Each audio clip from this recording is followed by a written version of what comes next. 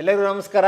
ನಾನು ಡಾಕ್ಟರ್ ವೆಂಕಟರಮಣ ಹೆಗಡೆ, ವೇದ ಆರೋಗ್ಯ ಕೇಂದ್ರ, ನಿಸರ್ಗ ಮನೆ ಸಿರಿಸಿ, ವೇದ ವೆಲ್ನೆಸ್ ಸೆಂಟರ್ ಸಿರಿಸಿಯಲ್ಲಿ ಅತ್ಯಂತ ಪ್ರಕೃತಿದತ್ತವಾದಂಥ ಪರಿಸರದಲ್ಲಿ ಪ್ರಕೃತಿಯ ಮಧ್ಯೆ ವೇದ ವೆಲ್ನೆಸ್ ಸೆಂಟರ್ ನಿಸರ್ಗ ಮನೆ ಕಾರ್ಯನಿರ್ವಹಿಸ್ತಾ ಇದೆ. ಈ ಒಂದು ಆಸ್ಪತ್ರೆಯ ವಿಶೇಷ ವಿಭಾಗ ಅಂದರೆ ಅದು ಕರುಳು.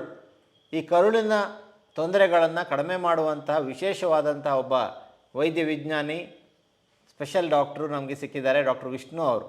ಡಾಕ್ಟರ್ ವಿಷ್ಣು ಅವರು ಅನೇಕ ಗಟ್ ರಿಲೇಟೆಡ್ ಡಿಸಾರ್ಡರ್ಸ್, ಅದು ಗ್ಯಾಸ್ಟ್ರಿಕ್ ಇರ್ಬೋದು, ಥೈರಾಯ್ಡ್ ಸಮಸ್ಯೆಗಳಿರ್ಬೋದು, ಅಥವಾ ಅಲ್ಸರ್ಟಿಕ್ ಕೊಲೈಟಿಸ್ ಇರ್ಬೋದು, ಕ್ರೋನ್ಸ್ ಡಿಸೀಸ್ ಇರ್ಬೋದು, ಕಷ್ಟಕರವಾದಂತಹ ತೊಂದರೆಗಳಿಗೆ ಬೆಸ್ಟ್ ರಿಸಲ್ಟ್ಸನ್ನು ಕೊಡ್ತಾ ಇದ್ದಾರೆ ಆತ್ಮೀಯರೇ. ಇವತ್ತು ಡಾಕ್ಟರ್ ವಿಷ್ಣು ಅವರನ್ನು ಸ್ವಾಗತಿಸೋಣ. ಡಾಕ್ಟರ್ ವಿಷ್ಣು ಅವರಿಗೆ ಸ್ವಾಗತ. ಸೊ ಡಾಕ್ಟರ್ ವಿಷ್ಣು ಅವರು ಇವತ್ತು ನಮಗೆ ಮೇನಾಗಿ ಈ ಎಸಿಡಿಟಿಯಲ್ಲಿ ಎರಡು ವಿಧ ಇದೆ. ಒಂದು ಹೆಚ್ಚಾದಂಥ ಹೈಪರ್ ಎಸಿಡಿಟಿ, ಇನ್ನೊಂದು ಹೈಪೋ ಎಸಿಡಿಟಿ. ಸೊ ಎರಡಕ್ಕೂ ಒಂದು ಮುಖ್ಯವಾದ ಕಾರಣ ಅಂದರೆ ಅದು ಒಂದು ಕೆಟ್ಟ ಬ್ಯಾಕ್ಟೀರಿಯಾ. ಈ ಹೈಪೋ ಎಸಿಡಿಟಿ ಅಂದರೆ ಏನು, ಅದಕ್ಕೆ ನಾವು ಏನು ಮಾಡಬೇಕು, ಅದರ ಗುಣಲಕ್ಷಣಗಳೇನು, ಅದನ್ನು ಕಂಡುಹಿಡಿಯೋದು ಹೇಗೆ, ಅದರ ವೈಜ್ಞಾನಿಕ ವಿವರಣೆ ಏನು, ಇದನ್ನೆಲ್ಲ ತಿಳಿಸ್ಕೊಳ್ಳಿಕ್ಕೆ ವಿಷ್ಣು ಅವರು ಇದ್ದಾರೆ. ಡಾಕ್ಟರ್ ವಿಷ್ಣು ಅವರೇ, ಹೈಪೋ ಎಸಿಡಿಟಿ ಏನಿದು ಕತೆ? So sir, this is one of the most highly underdiagnosed condition among this acid peptic disorder, because most of the people still thinks that whenever they get an acidity attack or chest burn or gas issue, immediately they go and take an antacid tablet, because most of them still feels it's about high acid in the gut. But actually not They all feel the, that it is a acid has gone high, more in the gut, but actually it is not all the cases fits into hyperacidity. Even if you have very less acid secretion in the stomach, you will still have the same symptoms like acidity, chest burning, gas, burps, bloat, etc. Okay. So ಹಾಗಾದರೆ ಆತ್ಮೀಯರೇ, ಎಲ್ಲರೂ ಕೂಡ ಎಸಿಡಿಟಿಯನ್ನು ಬರೀ ಎದೆ ಉರಿ ಬರುವಂಥದ್ದು, acid ಹೆಚ್ಚಾಗಿರುವಂಥದ್ದು ಅಂತ ಅಂದ್ಕೊಂಡು ಆ್ಯಂಟಾಸಿಡ್ ತಗೊಳ್ತಾ ಬರ್ತಾರೆ. ಆದರೆ ಕೆಲವು ಕೇಸ್ಗಳಲ್ಲಿ how many percentage use? Maybe 40% of cases. 40, 100ರಲ್ಲಿ 40ರಷ್ಟು ಮಂದಿಯಲ್ಲಿ, ಜನರಲ್ಲಿ ಹೈಪೋ ಎಸಿಡಿಟಿ ಇರುತ್ತೆ, ಅಂದರೆ ಆ್ಯಸಿಡ್ ಸೆಕ್ರೇಷನ್ ಕಡಿಮೆ ಇರುತ್ತೆ. ಇದರಿಂದಾಗಿ ಸಮಸ್ಯೆ ಬರುತ್ತೆ. ಅದನ್ನೇ ಡಾಕ್ಟರ್ ವಿಷ್ಣು ಅವರು ಪ್ರತಿಪಾದಿಸ್ತಾ ಇದ್ದಾರೆ. ಸೊ ಅದನ್ನು ಕಂಡುಹಿಡಿದು ಆ ಆ್ಯಸಿಡ್ ಸೆಕ್ರೇಷನ್ನ ಸರಿ ಮಾಡಿಬಿಟ್ರೆ ಮೂಲ ಕಾರಣಕ್ಕೆ ಟ್ರೀಟ್ಮೆಂಟ್ ಕೊಟ್ಟಾಗಾಯ್ತು. ಸೊ ಇಲ್ಲಿ ಮೂಲ ಕಾರಣಕ್ಕೆ ಚಿಕಿತ್ಸೆ ಕೊಡೋದು ಭಾಳ ಮುಖ್ಯ ಆತ್ಮೀಯರೇ. ಸೊ ಆ ಒಂದು ದೃಷ್ಟಿಯಿಂದ ನಾವು ಈಗ ತಿಳ್ಕೊಳ್ಳೋಣ, ಈ ಹೈಪೋ ಎಸಿಡಿಟಿ ಅಂದರೆ ಏನು, ಅದಕ್ಕೆ ಕಾರಣ ಏನು ಅಂತ. So acid secretion is very very important in our gut, because if you don't have acid in the stomach, you can't digest many of the food. Example, like you eat eggs or you eat fish, chicken, any protein rich food, dal, anything. So this protein rich foods can be digested only if your acid if you have the presence of acid in the stomach. That even our stomach acid pH range from 0.8 to 2.2. So it's very highly acidic. So ನಮ್ಮ ಹೊಟ್ಟೆ acidic ಇರುತ್ತೆ, ಹೊಟ್ಟೆ acidic ಇರಬೇಕು ಅಲ್ವಾ, ಇದ್ರಷ್ಟೇ ಜೀರ್ಣಕ್ರಿಯೆ ಸಾಧ್ಯ. ಪ್ರೋಟೀನನ್ನು, ಮೊಟ್ಟೆಯನ್ನು, ದಾಲನ್ನು, ಕಾಳುಗಳನ್ನು ಕಡಿಮೆ ಅದನ್ನು ಡೈಜೆಸ್ಟ್ ಮಾಡ್ಕೋಬೇಕು ಅಂದರೆ ಅದಕ್ಕೆ ಆ್ಯಸಿಡ್ ಬೇಕು. ಸೊ ಆ್ಯಸಿಡ್ ಇದ್ದರಷ್ಟೇ ಅದು ಡೈಜೆಷನ್ ಆಗ್ಲಿಕ್ಕೆ ಸಾಧ್ಯ ಇದೆ. ಅಲ್ಲಿಗೆ ನಮಗೆ ಆ್ಯಸಿಡ್ ಅನ್ನುವಂಥದ್ದು ಹೊಟ್ಟೆಯಲ್ಲಿ ಬೇಕು ಅನ್ನುವಂಥದ್ದು ಅರ್ಥ ಆಯ್ತು. So that's why most of the peoples who have hypo acidity gets immediately bloating after they eat protein rich food. So ಯಾವಾಗ ಊಟವನ್ನು ಮಾಡ್ತಾರೆ ಆಗ ಬ್ಲೋಟಿಂಗ್, ಹೊಟ್ಟೆ ತೊಳಸ್ದಂಗೆ ಆಗೋದು, ಬ್ಲೋಟಿಂಗ್ ಆಗೋದು, ಹೊಟ್ಟೆ ಉಬ್ಬರಿಸ್ದಂಗೆ ಆಗೋದು ಆಗ್ತಾ ಇದ್ದರೆ ಅದು ಖಂಡಿತವಾಗಿ ಹೈಪೋ ಎಸಿಡಿಟಿ ಆಗಿರುತ್ತೆ. ಹಾಗಾದರೆ ಊಟ ಆದಮೇಲೆ ಬ್ಲೋಟಿಂಗ್ ಆಗ್ತಾ ಇದೆ, ಹೀಗಾದರೆ ಖಂಡಿತವಾಗಿ ಇದು ಹೈಪೋ ಎಸಿಡಿಟಿ ಆಗಿರುತ್ತೆ. ಮತ್ತೆ ಹೇಗೆ ಕಂಡುಹಿಡಿಬೋಣ ಈ hypo acidity? So we can do a specific test to differentiate whether it is hyper acidity or hypo acidity. So it's simple test called as apple cider vinegar test. So this apple cider vinegar, everybody knows it's highly acidic in nature. So you take 1 teaspoon of apple cider vinegar, mix it in 1 teaspoon of water and consume it before your food, so that now your stomach has little bit of acid secretion. After that you have protein rich foods like eggs or something like that, you feel better. But if you feel better, then that means you have low acid in the stomach. But sometimes patients will have more gas, burps, bloating after taking the apple cider vinegar. That indicate it's a hyper acidity condition. So ಭಾಳ simple ಆಗಿದೆ ಆತ್ಮೀಯರೇ. Apple cider vinegar medical ಶಾಪಲ್ಲಿ ಸಿಗುತ್ತೆ, ಅದನ್ನು ತಂದ್ಕೋಬೇಕು. So 1 glass ನೀರಿಗೆ ಅಥವಾ ಅರ್ಧ glass ನೀರಿಗೆ 1 ಸ್ಪೂನ್ ಆ್ಯಪಲ್ ಸಿಡರ್ ವಿನೆಗರ್ನ ಹಾಕಿ ಆಹಾರಕ್ಕಿಂತ 10 ನಿಮಿಷ ಕುಡಿಯೋದು, ಆಹಾರಕ್ಕಿಂತ 10 ನಿಮಿಷ ಮುಂಚೆ ಕುಡಿಯೋದು, ಕುಡಿದು ಆಹಾರವನ್ನು ಸೇವಿಸೋದು. ಸೊ ನಿಮಗೆ ಕಂಫರ್ಟಬಲ್ ಆಗಿದೆ ಅಂದರೆ ಅದು ಖಂಡಿತವಾಗಿ ಹೈಪೋ ಎಸಿಡಿಟಿ ಆಗಿರುತ್ತೆ. ಅದು ಕಂಫರ್ಟಬಲ್ ಆಗಿಲ್ಲ, ನಿಮಗೆ ಮತ್ತೆ ಬ್ಲೋಟಿಂಗ್ ಆಗ್ತಾಯಿದೆ, ಎಸಿಡಿಟಿ ಅನ್ನಿಸ್ತಾ ಇದೆ ಅಂದರೆ ಅದು ಹೈಪರ್ ಎಸಿಡಿಟಿ. ಸೊ ಒಂದು ಈ ಸಿಂಪಲ್ ಟೆಸ್ಟಿಂದ ನಮಗೆ ಗೊತ್ತಾಗುತ್ತೆ ಹೈಪೋ ಎಸಿಡಿಟಿಯಾ ನಮಗಿರೋದು ಹೈಪರ್ ಎಸಿಡಿಟಿಯಾ ಅಂತ. ಸೊ ಆ್ಯಪಲ್ ಸಿಡರ್ ವಿನೆಗರ್ ಎಲ್ಲ ಊರಿನಲ್ಲೂ ಎಲ್ಲ ಮೆಡಿಕಲ್ ಶಾಪಲ್ಲೂ ಸಿಗುತ್ತೆ. ತಂದು ಪ್ರಯೋಗ ಮಾಡಿ ನೋಡಿ, ಫಸ್ಟು ಕಂಡುಹಿಡೀರಿ ನಿಮಗಿರೋದು ಹೈಪೋ ಎಸಿಡಿಟಿನ ಹೈಪರ್ ಎಸಿಡಿಟಿನ ಅಂತ. And one more, we can correlate the same thing with some blood test and confirm whether it is hypo or hyper. So vitamin B12. So vitamin B12 tend to be always very low in patients who have hypoacidity because so hypoacidity ಇದ್ದಂಥವ್ರಲ್ಲಿ vitamin B12 ತುಂಬ ಕಡಿಮೆ ಇದೆ. yes, because without acid you can't absorb vitamin B12 okay okay. Acid ಜಾಸ್ತಿ ಹೊಟ್ಟೆಯಲ್ಲಿ ಇಲ್ಲ ಅಂದರೆ vitamin B12 absorb ಆಗೋದಿಲ್ಲ. ಹಾಗಾಗಿ ವಿಟಮಿನ್ B12 ಕಡಿಮೆ ಇದ್ದವರಲ್ಲಿ ಹೈಪೋ ಎಸಿಡಿಟಿ ಇರುತ್ತೆ, ಹೈಪೋ ಎಸಿಡಿಟಿ ಇದ್ದವರಲ್ಲಿ ವಿಟಮಿನ್ B12 ಕಡಿಮೆ ಇರುತ್ತೆ. And one more test, sir, HCl, chloride. You can check your serum chloride because stomach acid is called as HCl. So total chloride levels will be also very low in so ಇನ್ನೊಂದು ಸೀಕ್ರೆಟನ್ನು ವಿಷ್ಣು ಅವರು ಹೇಳ್ತಾ ಇದ್ದಾರೆ, ನೀವು ಸೀರಮಲ್ಲಿ blood ಸೀರಮಲ್ಲಿ chloride ಲೆವೆಲ್ನ HClನ check ಮಾಡಬೇಕು. So ಅದು ಒಂದು ವೇಳೆ ಕಡಿಮೆ ಇದ್ದರೆ ಅದು ಹೈಪೋ ಎಸಿಡಿಟಿ, ಜಾಸ್ತಿ ಇದ್ದರೆ hyper acidity. Okay.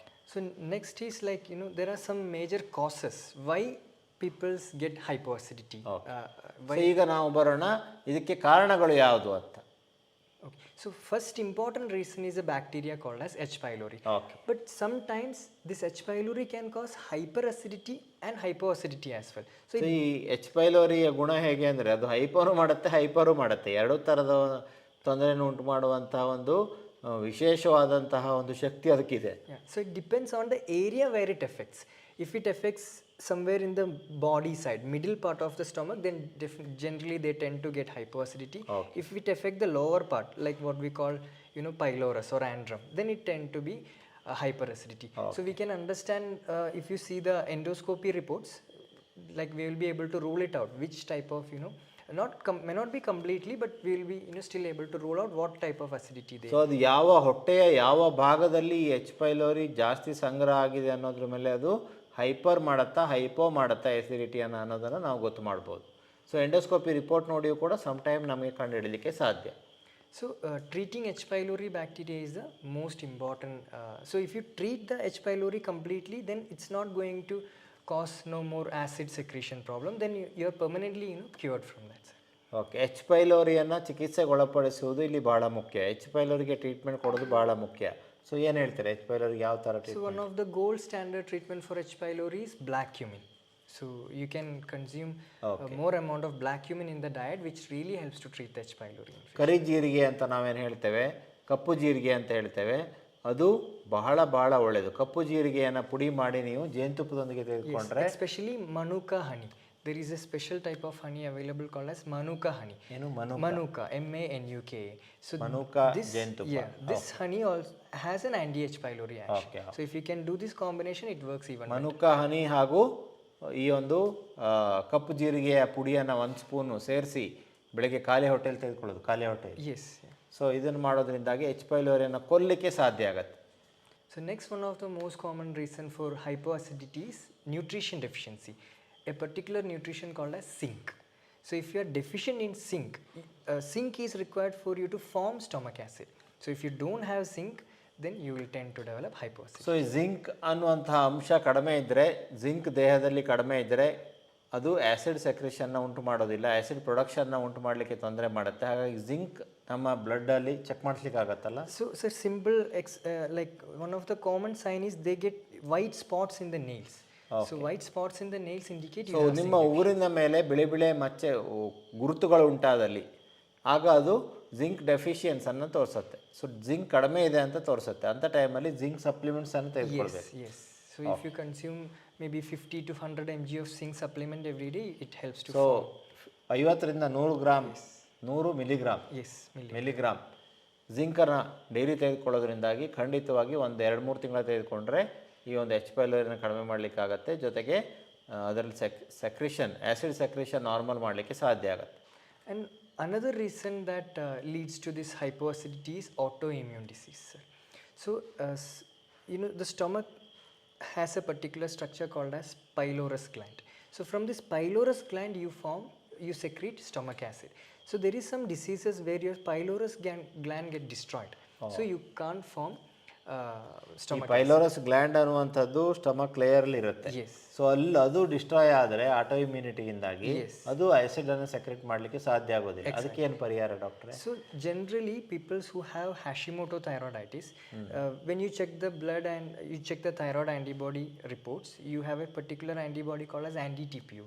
So most of the people have this high amount of anti-TPO. This anti-TPO, amount of anti-TPO can cause this damage of parietal cells. So you have to treat the anti-TPO to completely reverse this particular issue. So anti T P ಅನ್ನುವಂಥ ಟೆಸ್ಟನ್ನು ನೀವು ಮಾಡಿದ್ರೆ ಗೊತ್ತಾಗುತ್ತೆ. So ಅದು ಜಾಸ್ತಿ ಇದ್ದರೆ ಖಂಡಿತವಾಗಿ ಆ್ಯಂಟಿ T P ಒಗೆ ನಾವು ಟ್ರೀಟ್ಮೆಂಟನ್ನು ಕೊಡಬೇಕು.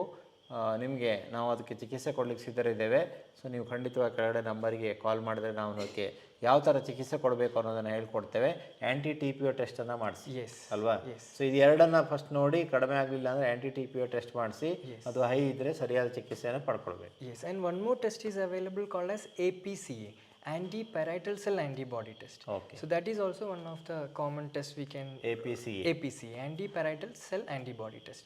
If that is antiparietal cell antibody test, yes. Okay. Antiparietal cell antibody ಈ ಒಂದು ಟೆಸ್ಟು ಹೈ ಇದ್ದಲ್ಲಿ ಇಲ್ಲಿ ಕೂಡ ಸಮಸ್ಯೆ ಇದೆ ಅಂತ ಅರ್ಥ. ಸೊ ಆಗಲೂ ಕೂಡ ನಾವು ಚಿಕಿತ್ಸೆಯನ್ನು ಪಡ್ಕೊಳ್ಬೇಕಾಗತ್ತೆ. Okay. So generally if you improve your overall immunity status, you will be able to overcome this particular. ದೇಹದ ರೋಗನಿರೋಧಕ ಶಕ್ತಿಯನ್ನು ಜಾಸ್ತಿ ಮಾಡೋದ್ರಿಂದಾಗಿ ಆಟೋಮೆಟಿಕ್ ಆಗಿ ಆ್ಯಸಿಡ್ ಸೆಕ್ರೇಷನ್ ನಾರ್ಮಲ್ ಆಗುತ್ತೆ. ಸೊ ಈ ಒಂದು ಸಮಸ್ಯೆಯನ್ನು ಕಡಿಮೆ ಮಾಡ್ಕೊಳ್ಳಿಕ್ಕೆ ಸಾಧ್ಯ ಆಗುತ್ತೆ. ಸೊ ಹಾಗಾದರೆ ಇವತ್ತಿನ ಸಂಚಿಕೆಯಲ್ಲಿ ನಾವು ಈ ಒಂದು ಹೈಪೋ ಆಸಿಡಿಟಿ ಅಂದರೆ ಏನು, ಅದಕ್ಕೆ ಕಾರಣಗಳೇನು, ಅದಕ್ಕೆ ಪರಿಹಾರವೇನು, ಅದಕ್ಕೆ ಖಂಡಿತವಾಗಿ ನಾವು ಪರಿಹಾರ ಕೊಡಲಿಕ್ಕೆ ಸಾಧ್ಯ ಇದೆ ಅನ್ನೋದನ್ನು ಕಂಡುಹಿಡಿದ್ದೇವೆ. ಜೊತೆಗೆ ಅದನ್ನು ನಿಮಗೆ ತಿಳಿಸ್ಕೊಟ್ಟಿದ್ದೇವೆ. ಕಂಡುಹಿಡಿದಿದ್ದಾರೆ ನಮ್ಮ ವಿಷ್ಣು ಅವರು. ಅನೇಕರನ್ನು ಚಿಕಿತ್ಸೆ ಒಳಪಡಿಸಿದ್ದಾರೆ. ಎಲ್ರಿಗೂ ಸಕ್ಸಸ್ಫುಲ್ ಟ್ರೀಟ್ಮೆಂಟನ್ನು ಕೊಟ್ಟಿದ್ದಾರೆ. ಸೊ ಹಾಗಾಗಿ ಖಂಡಿತವಾಗಿ ನಿಮಗೆ ಹೈಪೋ ಆಸಿಡಿಟಿ ಇದ್ದರೆ ಈ ಒಂದು ಉಪಾಯವನ್ನು ಮಾಡಿ ನೋಡಿ. ಫಸ್ಟ್ ಹೈಪೋ ಆಸಿಡಿಟಿ ಇದೆಯಾ ಅಂತ ಕಂಡುಹಿಡೀರಿ, ಆಮೇಲೆ ನೀವು ನಮ್ಮನ್ನು ಕಾಂಟ್ಯಾಕ್ಟ್ ಮಾಡ್ಬೋದು ಅನ್ನುವಂಥ ಮಾತನ್ನು ಹೇಳ್ತಾ ಈ ವಿಡಿಯೋನ ಬೇರೆಯವ್ರಿಗೆ ಶೇರ್ ಮಾಡಿಕೊಳ್ಳಿ. ಜೊತೆಗೆ ನಮ್ಮ ಯೂಟ್ಯೂಬ್ ಚಾನಲ್ ಸಬ್ಸ್ಕ್ರೈಬ್ ಮಾಡಿ, ಬೆಲ್ ಐಕಾನ್ ಒತ್ತಿ. ಡಾಕ್ಟರ್ ವಿಷ್ಣು ಅವರಿಗೂ ಧನ್ಯವಾದಗಳು, ವೀಕ್ಷಕರಿಗೂ ಧನ್ಯವಾದಗಳು.